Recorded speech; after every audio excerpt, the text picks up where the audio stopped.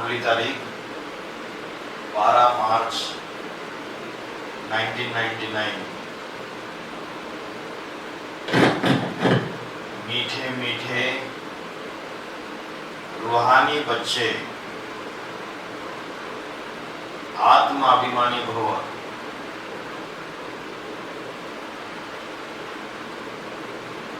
देह का अभिमान छोड़ दो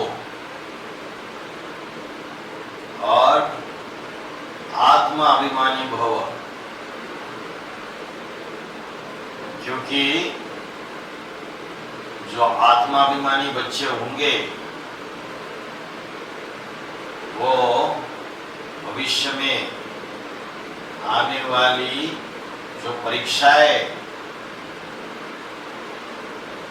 उनमें विजयी होंगे। जो देहाभिमान में होंगे वो फेल हो जाएंगे। देह का अभिमान छोड़ अपन को आत्मा समझो। यह भी जानते हो कि परमात्मा एक है। ब्रह्मा को कोई परमात्मा नहीं कहा जाता।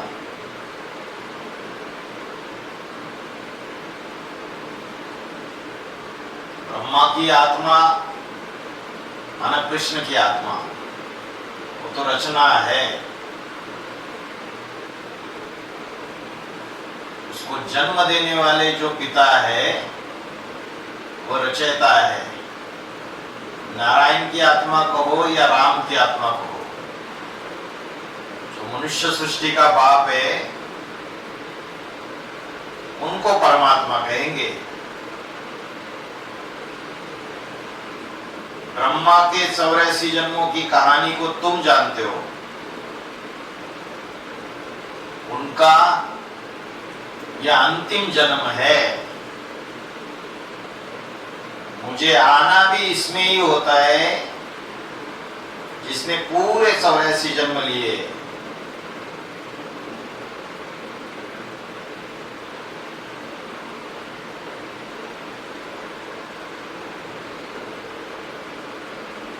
उनको ही बताता हूं, तुम 84 जन्मों को नहीं जानते हो, मैं ही तुमको बताता हूं। पहले तुम यह देवी देवता थे, अब यह बनने के लिए फिर पुरुषार्थ करना है। पुनर्जन्म तो पहले जन्म से ही शुरू होता है। तो बाप कहते मैं जो तुमको सुनाता हूं वह है राइट, बाकी जो कुछ तुमने सुना है वह है रॉन्ग। मुझे कहते हैं ट्रुथ, सत्य बोलने वाला। मैं सत्य धर्म की स्थापना करने आता हूं। कहा जाता है सच तो बिठो नच, अर्थात सच्चे जो होंगे वो खुशी में डांस करेंगे। जो दुनिया है बाहर की, झूठों की दुनिया है। आज कोई सत्य बात बोल के दिखाए तो सारी दुनिया पीछे पड़ जाएगी। झूठ का बोलबाला है।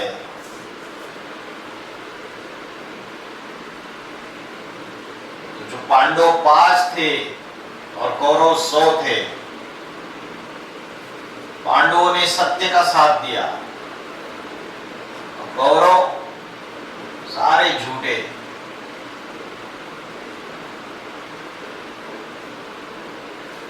जो बच्चे पांडव बच्चे हैं उनको सच्चाई स्थापन करने के लिए, सत्य धर्म स्थापन करने के लिए झूठी दुनिया से मुकाबला करना पड़ता है। माया रावण से मुकाबला करना पड़ता है।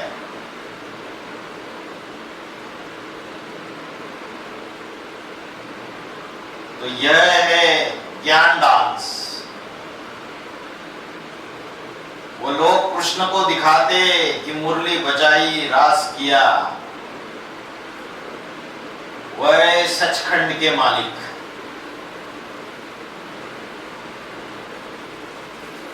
लेकिन इनको भी बनाने वाला कौन है?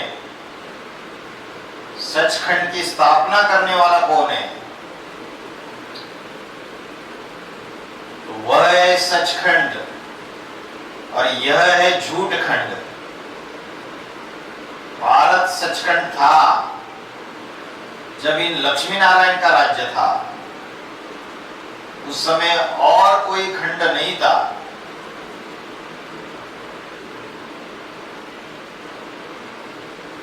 मनुष्य यह नहीं जानते कि स्वर्ग कहाँ है। कोई मरते तो कहते स्वर्गवासी हुआ।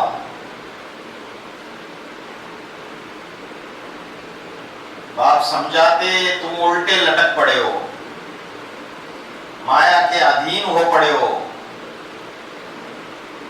अब तुमको बाप आकर उल्टा बनाते। तुम जानते हो भक्तों को भक्ति का फल देने वाला है भगवान।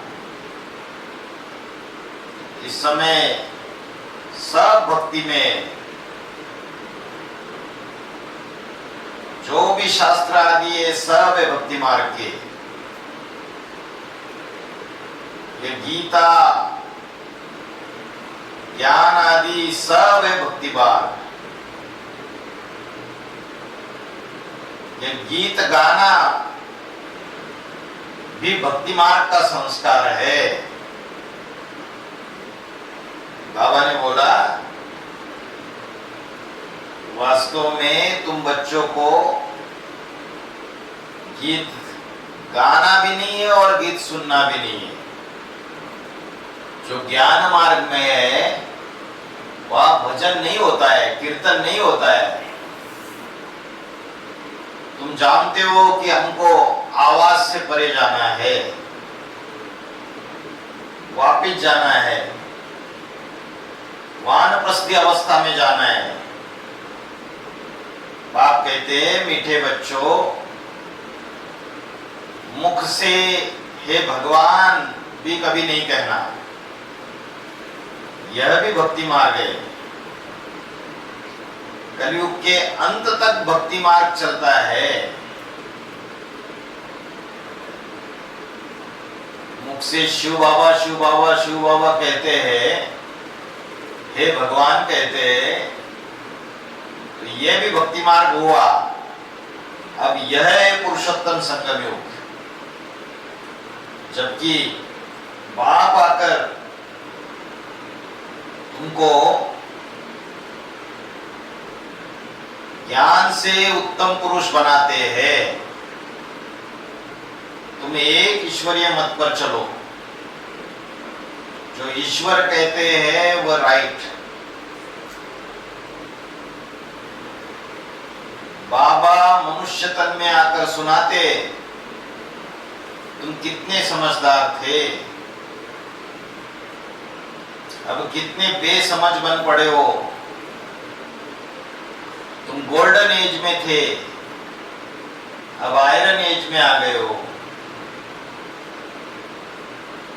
जो यहाँ के होंगे उनको ये ज्ञान बहुत अच्छा लगेगा। माने जो बाबा के बच्चे होंगे उनको ये ज्ञान मीठा लगेगा। और जो बाहर की दुनिया वाले वो तो कहेंगे अरे कुछ धंधा धोरी करो, ये क्या किसी बाबा के चक्कर में पड़े हुए हो। उनको आपकी बातें अच्छी नहीं लगेगी, क्योंकि जिसने रसगुल्ला खाया है उसको याद आएगा, जिसने रसगुल्ला खाया है नहीं उसको याद भी नहीं आएगा। जिन्होंने स्वर्ग का अतीन्द्रिय सुख भोगा है उनको ही फिर से संगम युग में जब बाप आता है तब ये ज्ञान बहुत अच्छा लगता है, बहुत मीठा लगता है। बाकियों के पल्ले में पड़ता नहीं है। जो अपने कुल के होंगे वो थोड़ी बात सुनाएंगे, चटक जाएंगे। उनको आधा आधा घंटा, एक एक घंटा उनसे डिबेट करने की दरकार नहीं है। ये बाबा खुद भी गीता पढ़ते थे। बाबा मिला तो सब कुछ छोड़ दिया। गुरु भी बहुत किए। बाप ने कहा ये सब भक्ति मार्ग के गुरु है, ज्ञान मार्ग का गुरु में एक ही हूं। ज्ञान जब मेरे से सुने तब उनको ज्ञानी कह सकते, बाकी सब है भक्त। श्रीमती श्रेष्ठ है, बाकी सब है मनुष्य मत। यह है ईश्वरीय मत, वह है रावण मत, और यह है भगवान की मत। भगवान हुआ आज तुम कितने महान भाग्यशाली हो, इसलिए तुम्हारा हीरे जैसा जन्म अभी है। अंगूठी में भी हीरा बीच में डालते हैं।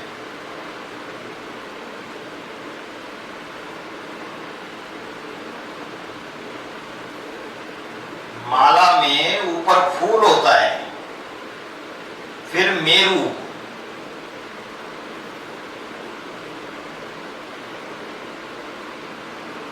नाम भी है आदम बीबी, तुम कहेंगे मम्मा बाबा। आदिदेव और आदिदेवी,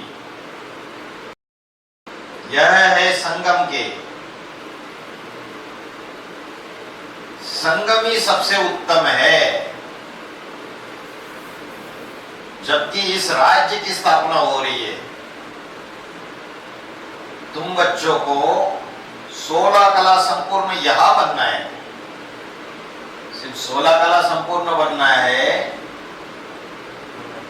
या कलातीत बनना है? कलातीत बनना है। जो सूर्यवंशी बच्चे होंगे वो तो कलातीत स्टेज को प्राप्त करेंगे।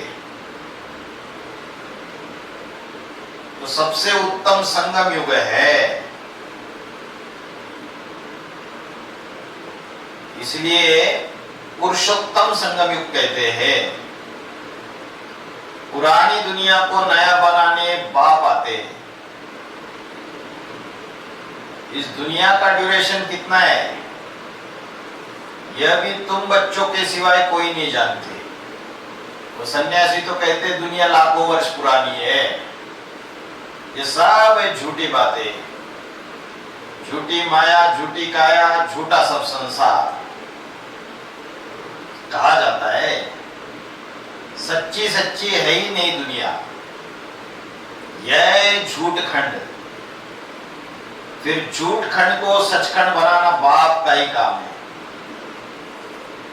बाप कहते भक्ति मार्ग में जो कुछ पढ़ा है वो सब भूलो,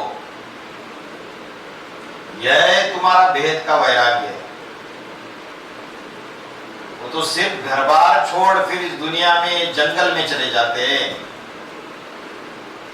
हद के सन्यासी बीवी बाल बच्चों को छोड़ देते, जंगल में शांति ढूंढने चले जाते। उनका है हद का वैराग्य और तुम बच्चों का है भेद का वैराग्य।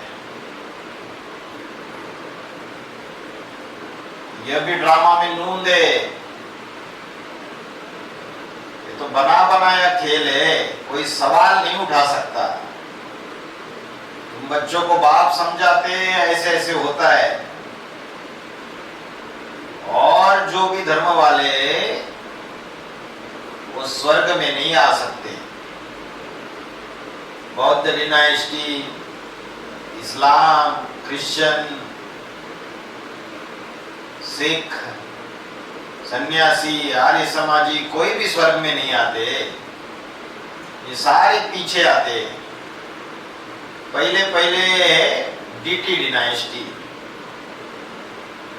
आदि सनातन देवी देवता धर्म, फिर इब्राहिम, बुद्ध, क्राइस्ट आकर अपना धर्म स्थापन करते हैं।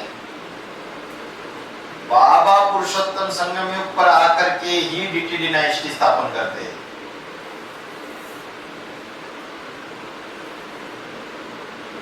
कोई भी आत्मा आती तो गर्भ में ही है, छोटा बच्चा सो बड़ा हुआ।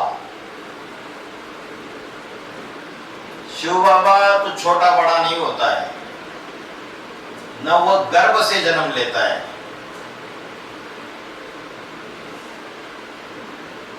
तो भगवत गीता में बोला है, प्रवेष्टुम ज्ञातुम द्रष्टुम च तत्वेन प्रवेष्टुम च परंतप। मैं ज्ञान से जानने योग्य हूं, देखने योग्य हूं, तत्व सहित। तत्व माना ये 5 तत्वों का जो शरीर है, आंखों से देख सकते हो मुझे। तो बोला मैं कोई गर्भ से जन्म नहीं लेता हूं। तो राम की आत्मा जब शिव समान बन जाती है 2018-19 में, तब शिव के जो 32 गुण हैं वो उसमें आ जाते हैं। वो आत्मा भी अगरबा बन जाती है, हमेशा के लिए नहीं। ये जो तुरिया पार्ट है उसका एक्स्ट्रा ऑर्डिनरी, जब तक कि सहयोगिनी शक्ति के साथ मिलके नई सृष्टि की शुरुआत न करे तब तक 2022 से लेके जब तक राधा कृष्ण जैसे बच्चों का जन्म ना हो तब तक वो अगरबा बन के रहेगा।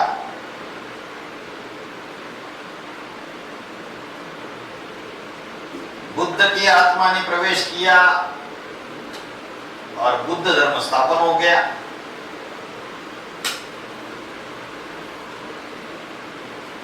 वैसे ही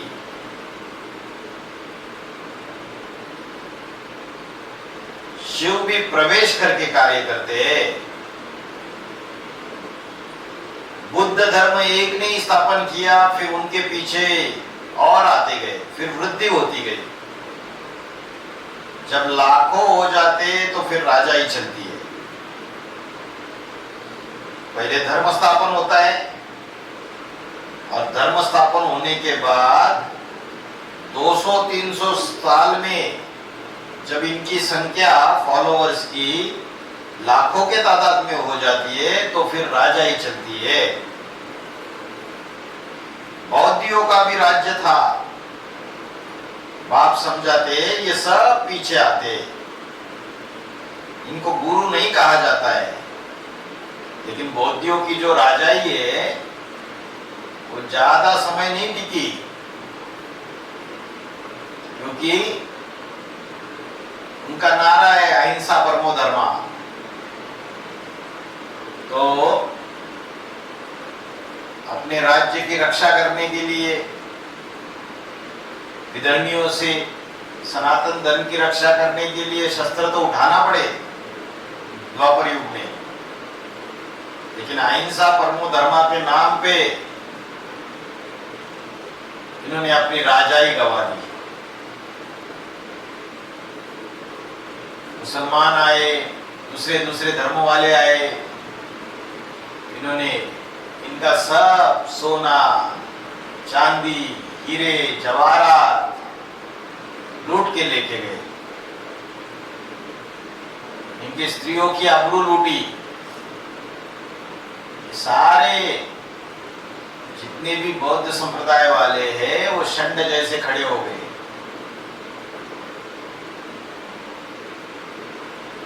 जो अपनी और अपने राज परिवार की रक्षा नहीं कर सकता वो राजा नहीं कहा जा सकता उसको। तो बौद्धियों ने अहिंसा परमो धर्म के नाम पे राजा ही गवा दी।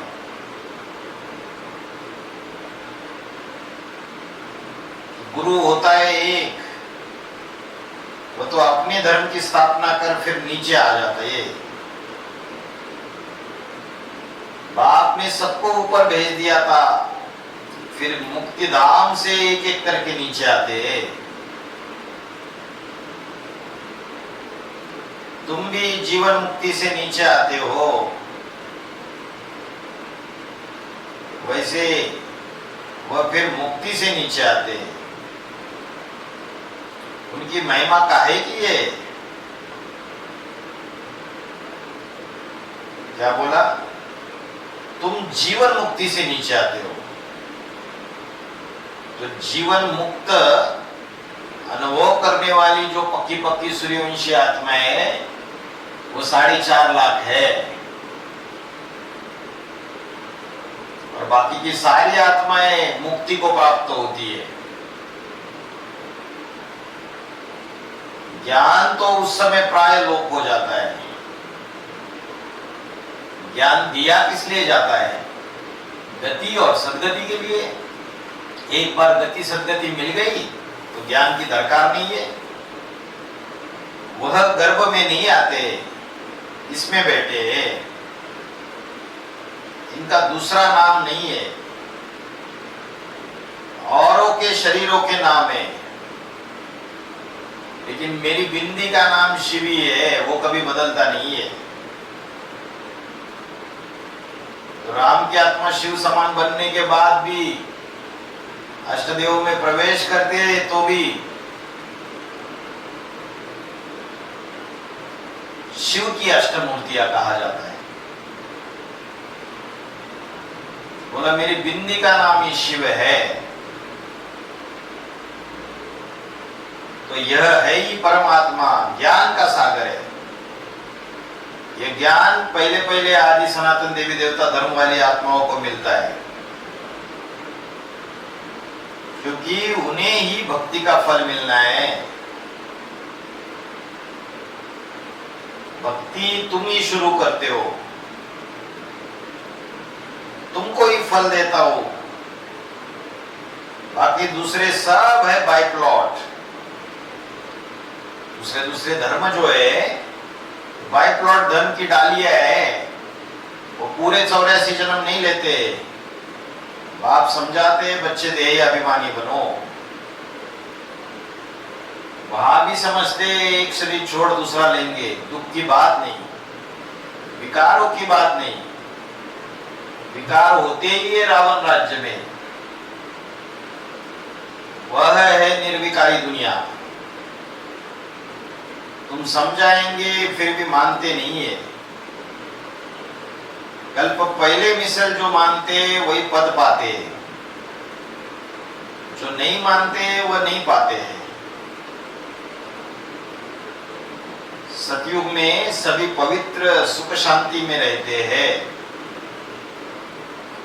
सब मनोकामनाएं 21 जन्म के लिए पूरी हो जाती है।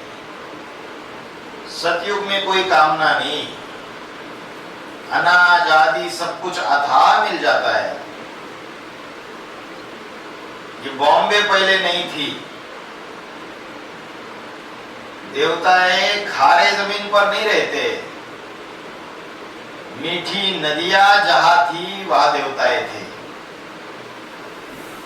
ये बॉम्बे जो है 150-200 साल में जो कोलीवाड़ा था, पहले गावड़ा था, समुंदर को सुखा सुखा के ये माया की नगरी तैयार हो गई। बाबा ने बोला जो शहर है, जो धर्मखंड है, पहले से नहीं थे आदि में, तो उनका विनाश पहले होगा। और जो अविनाशी भारत खंड है, उत्तर भारत की धरती, वही बची रहेगी। मनुष्य पहले बहुत थोड़े थे, एक एक के पास बहुत जमीन होती है। दिखाते सुदामा ने 2 मुट्ठी चावल दिए और उसको महल मिल गए।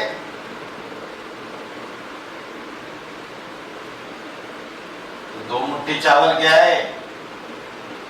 एक मुट्ठी में रुद्रमाला का संगठन, दूसरी मुट्ठी में विजय माला का संगठन। सुदामा, सु माना सुंदर, धामा मन ज्ञान धन, जिसके पास सुंदर ज्ञान धन है शिव का दिया हुआ, वो सुदामा। राम की आत्मा ही सुदामा का पाठ बजाती है।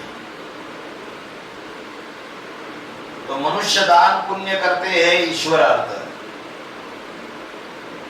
अब वो कोई भिखारी है क्या? ईश्वर तो दाता है।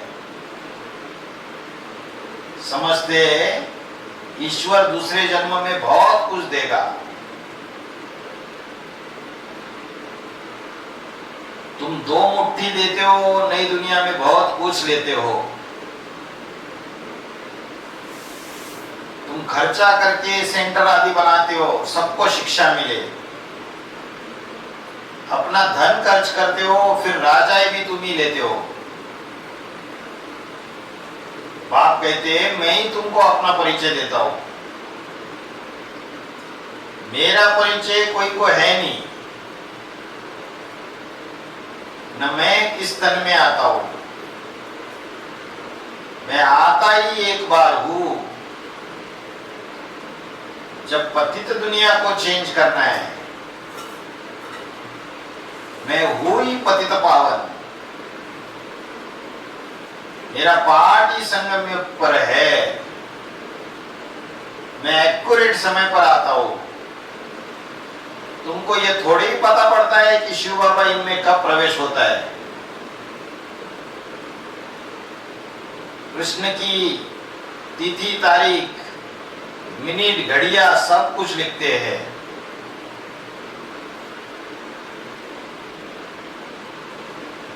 कृष्ण जन्माष्टमी मनाते हैं, लेकिन जो शिव बाबा है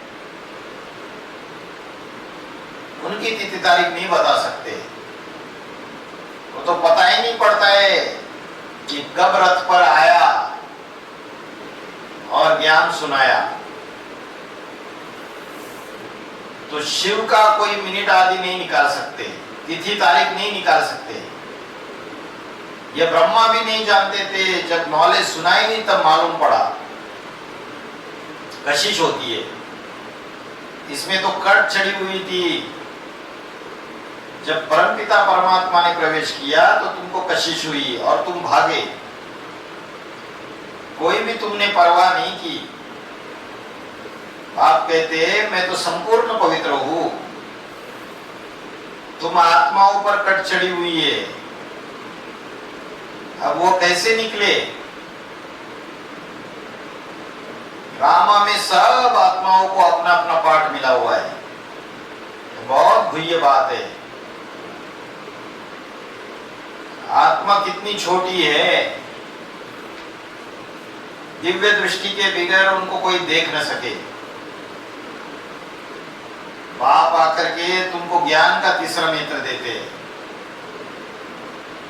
तुम जानते हो हम आत्माओं को ही बाप पढ़ाते हैं। भक्ति मार्ग में तो ज्ञान है आटे में नमक मिसल। जैसे भगवान वाच अक्षर राइट है, फिर कृष्ण कहने से रॉन्ग हो जाता है। मन मना भव अक्षर ठीक है, परंतु अर्थ नहीं समझते। मामेकम अक्षर भी राइट है। यह गीता का एपिसोड। भगवान इस समय ही इस रथ में आते। उन्होंने दिखाया घोड़ा गाड़ी। ये शरीर रूपी रथ है। उन्होंने दिखाया उसमें कृष्ण सारथी बन के बैठा है। अब कहा भगवान का रथ और कहा ये घोड़ा गाड़ी, कुछ भी समझते नहीं है। ये वेद के बाप का घर है। बाप सब आत्माओं को 21 जन्मों के लिए हेल्थ, वेल्थ, हैप्पीनेस देते हैं। यह भी अनादि अविनाशी बनाया ड्रामा है। कब शुरू हुआ कह नहीं सकते। चक्र फिरता ही रहता है। इस संगम का तो किसको मालूम ही नहीं। बाप बतलाते ये ड्रामा 5000 वर्ष का है। आधा में सूर्यवंशी चंद्रवंशी 2500 साल और बाकी आधे में सब धर्म। तुम जानते हो सतयुग है वायसलेस वर्ल्ड, निर्विकारी दुनिया। तुम अभी योग बल से विश्व की राजाई लेते हो। क्रिश्चियन लोग खुद समझते कि हमको कोई प्रेर रहा है। क्या कर रहा है? प्रेर रहा है, माना प्रेरणा दे रहा है। जो हम विनाश के लिए ये सब कुछ बनाते, कहते हम ऐसे बॉम्ब्स बनाते जो एक दुनिया तो क्या 10 दुनिया खत्म कर सकते।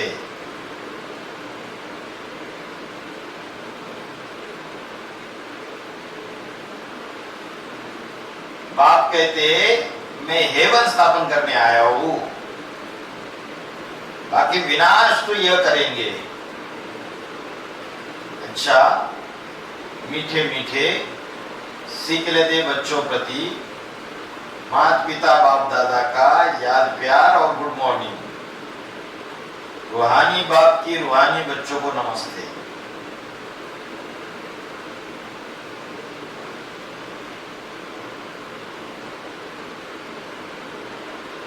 अव्यक्त बाप दादा की कुमारियों से पर्सनल मुलाकात। सदा अपने इस ब्राह्मण जीवन के आदि से अब तक की सर्व प्राप्तियां स्मृति में रहती है। अगर प्राप्तियों की लिस्ट निकालो तो कितनी लंबी है। सार में कहेंगे अप्राप्त तो कोई वस्तु नहीं है ब्राह्मण जीवन में। तो ऐसा अनुभव करते हो? कुमारियों से पूछा, लेकिन देखा क्या जाता है कि ये नहीं मिला, वो नहीं मिला, इसने ऐसा कहा, उसने ऐसा किया। तो जो प्राप्त हुआ है उसकी लिस्ट बड़ी लंबी है। जो प्राप्ति की है उसको भूल जाते हैं जब माया के प्रभाव में आ जाते हैं। तो अपने आप से पूछो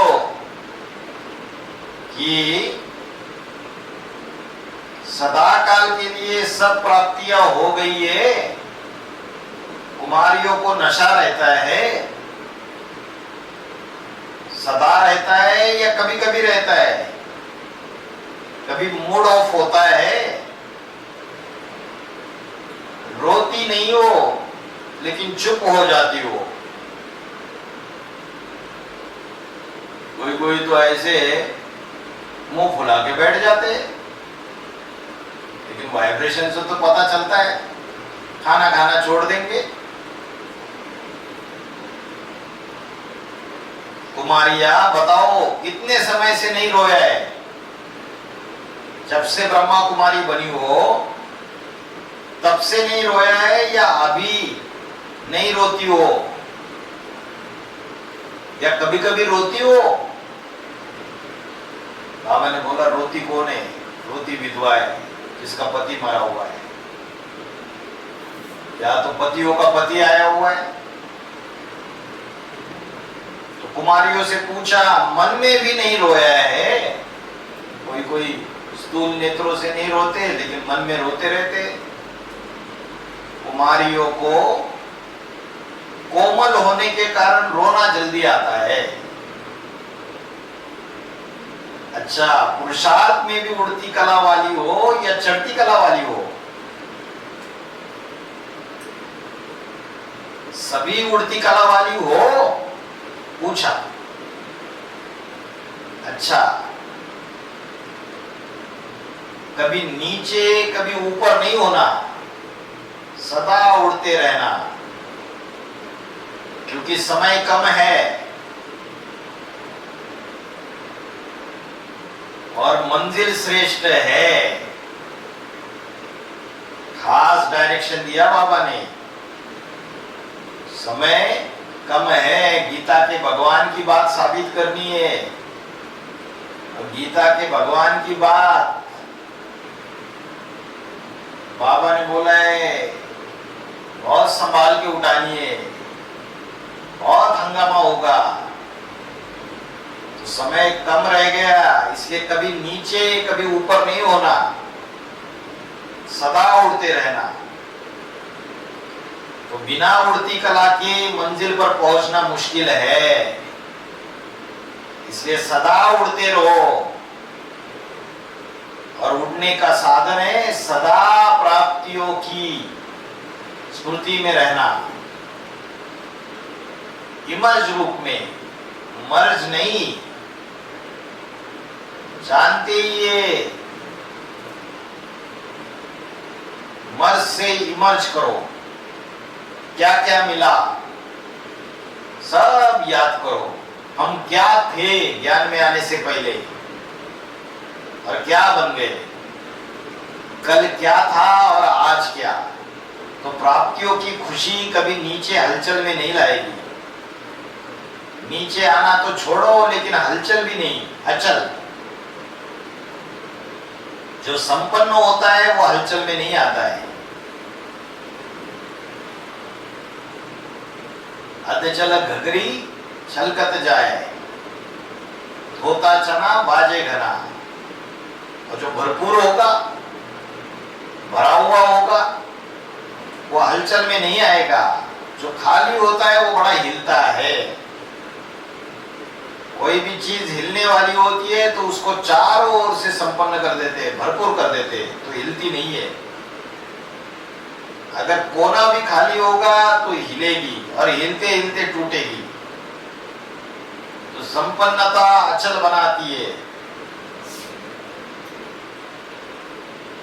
हलचल से छुड़ा देती है। तो सर्व प्राप्तियों में संपन्न होना, कुमारियों से पूछा, ये भी नशा है कि हम दाता के बच्चे हैं, साधारण बाप के बच्चे नहीं। तो जो स्वयं दाता है तो वो मास्टर दाता बनाएगा ना। तो सर्व प्राप्तियों से संपन्न आत्मा हो, जरा भी अप्राप्ति नहीं। कोई अप्राप्ति है? कोई चीज चाहिए, नाम चाहिए, सेवा चाहिए, थोड़ा चांस मिल जाए, मेरा नाम हो जाए, मेरे को आगे रखा जाए, यह अप्राप्ति तो नहीं है। होती है नहीं होती है? या हमें तो चांस ही नहीं दिया जाता, दूसरी बहनों को ही चांस मिलता है, हमें तो आगे ही नहीं रखा जाता। तो इसको भी अप्राप्ति के संकल्प कहेंगे। किसी को है तो बाप दादा को बता दो, मकान अच्छा मिल जाए, कार मिल जाए, कार हो तो सेवा अच्छी तरह से कर सके। जितने साधन उतनी बुद्धि भी जाती है। और जो बाबा के बच्चे होंगे सच्चे सच्चे, वो जहां है जैसे है सदा राजी होंगे। जाही विधि राखे राम, ताही विधि रहिए। जो थोड़े में संतुष्ट रहता है उसको सदा सर्व प्राप्तियों की अनुभूति होती है। संतुष्टता सबसे बड़े से बड़ा खजाना है। जिसके पास संतुष्टता है उसके पास सब कुछ है, और जिसके पास संतुष्टता नहीं है तो सब कुछ होते हुए भी कुछ नहीं है। संतुष्टता सबसे बड़ा धन है। तो कुमारियों में भी कोई कोई असंतुष्ट है, क्योंकि असंतुष्ट आत्मा सदा इच्छाओं के वश होगी। एक इच्छा पूरी होगी और 10 इच्छाएं उत्पन्न होगी। इसलिए हद के इच्छा मात्र अविद्या। सदा यह गीत गाते रहो, पाना था वो पा लिया। तो सभी संतुष्ट मनी होना, धारणा के लिए मुख्य सार, बेहद का वैरागी बन, जो कुछ अब तक भक्ति में पड़ा हुआ सुना है वह सब भूलना है। एक बाप से सुनकर उनकी श्रीमत से स्वयं को श्रेष्ठ बनाना है। जैसे बाप संपूर्ण पवित्र है, उस पर कोई कट नहीं है, ऐसे पवित्र बनना है।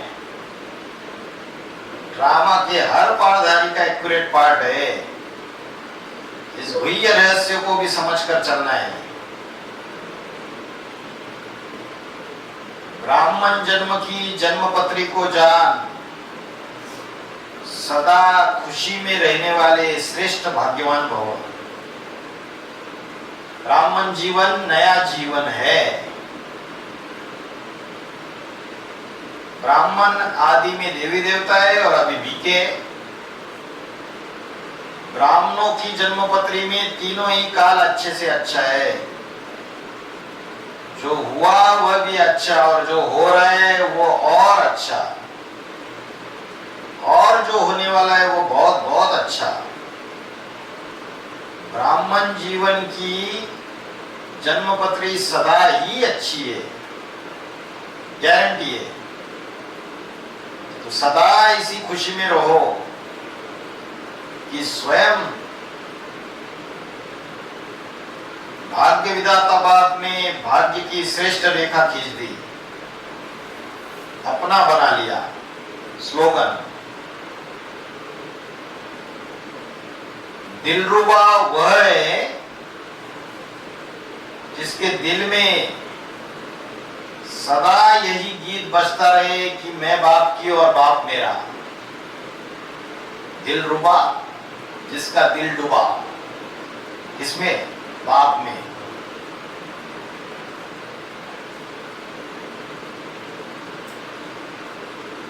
तो आज की वाणी में देवी देवता घराने की मुख्य निशानी क्या बताई? उनको ज्ञान बहुत अच्छा और मीठा लगेगा। वो मनुष्य मत को छोड़ ईश्वरीय मत पर चलने लग पड़ेंगे। बुद्धि में आएगा कि श्रीमत से ही हम श्रेष्ठ बनेंगे। अभी ये पुरुषोत्तम संगम युग चल रहा है और हमें उत्तम पुरुष बनना है, ये उनकी बुद्धि में रहेगा। और जो देवी देवता घराने के नहीं होंगे